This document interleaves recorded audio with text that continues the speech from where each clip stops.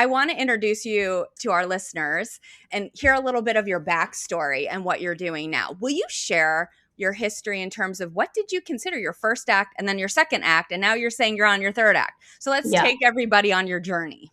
Yeah. So I defined the three acts. Act one is youth. You're born, you're conditioned, you're given all the scripts, all the supposed tos, all those things, right? Act two, I call adulting, and you go perform those scripts. You go do the things you're supposed to do, right? Mm-hmm. Act three, it becomes your turn because we run out of script. I'm about to be 59 years old. We've done everything. We've done everything we're supposed to do. We have fulfilled all of our roles and all those things to society at this age.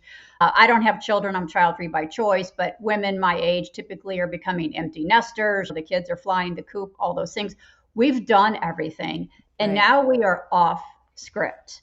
But my personal story is my act one was, it was a shit show. Am I allowed to cuss on here? As Shit we show. said, be you, Colleen. Exactly. So it was a shit show. I was born into a very toxic, unhealthy, abusive family, and that continued. And of course, anybody who has come up through that, you adopt behaviors and ways of being as a result of that, like unprocessed trauma and those types of things. So I came into act two thinking I was like all good to go, ready to go. I was very accomplished and educated and all those things.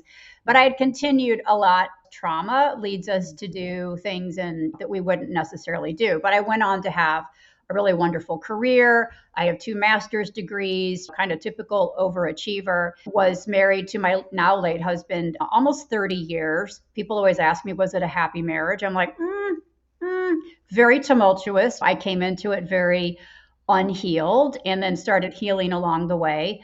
And then so when the universe flipped things upside down, right around 50 for me, I was laid off. I became a caregiver for my husband. He subsequently died.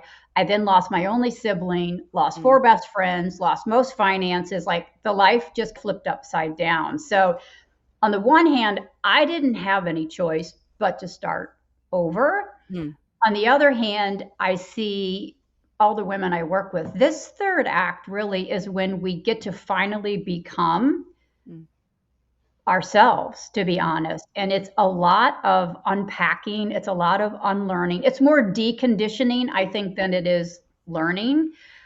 So that's why I call this my first life. This is the first one where I'm like, what do I want? Who am I? Who am I? What do I want? Right. I think a lot of people can like resonate with what you're saying and really wanting to act from a place of more agency. But maybe they're like, how do I do that? I've been operating under these scripts for so long. The deconditioning, as you noted, it's a process, right? It doesn't happen overnight. Yeah. So what was that process? Like what old scripts were you breaking to get to where you are today? And what did that process look like for you? I think deconditioning will be lifelong now. There isn't an answer. I always laugh, like people talk about reinvention. I'm like, you don't arrive at some random Tuesday like, oh my God, there it is, I'm reinvented. Like it just doesn't happen that way, right? It's a lifelong thing. The deconditioning, I just really started training my brain to question everything. Do I believe that? Like, do I believe it? Or was that like something that was given to me? Down to like silly things like, is that what I want for breakfast? And I know these like analogies sound really stupid, but it was really just training my brain to be like, wait a minute, like checking in with myself first for everything. And that was a lot of it. And it doesn't come without fallout, of course, because you do change. Oh my gosh, you've changed so much. You're so different. It's like, no, actually, this is more me. That wasn't me. This is me now thing. And so that's where you start is you just check in with yourself first and you got to practice. You got to practice it. Yeah. You have to stop or you have to, instead of just accepting, it sounds like what's around you, you have to train your brain to stop and take a minute to maybe take a breath and be like, wait, does that work for me? Yeah. Is that what I really feel? What were some of the scripts that you had to break personally? What were your scripts that you were operating out of? Like the biggest one that I look back on now that hindsight is 2020 was this desperate need to be married. Even though I didn't want children, I never wanted children.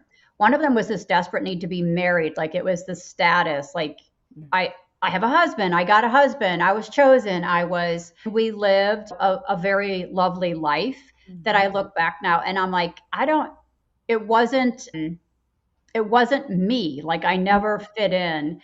And I've Mm. often talked about this in my early 40s. It was perimenopause. I didn't know the word at the time. Of course. I did not know the word at the time. The emotions, the hormones start going. And I remember I started waking up, and the first thought on my mind every day was, what about me? What about me? Where am I in this life? Like Mm. I had constructed this entire life built on external validation and Mm. external shoulds and external. Was it all bad? No, I had a lovely life, but it wasn't necessarily all mine chosen. So that was a big revelation that so much of my life, and I don't think I'm unique in this. I think, as you said in your intro, so much of us live very predefined lives. And there's something about this kind of middle age where you do start questioning. You do, especially as women, you recognize imbalances, you recognize all these things. I remember I've told the story a million times. Like I'd wake up, what about me? What about me? And it was like I'd Mm. have this discussion with the universe, like, all right, universe, I've been such a good girl. I have done everything I was supposed to do. I would like to collect my prize now. Where's my Mm. prize? And the universe was like, psych, there's no prize.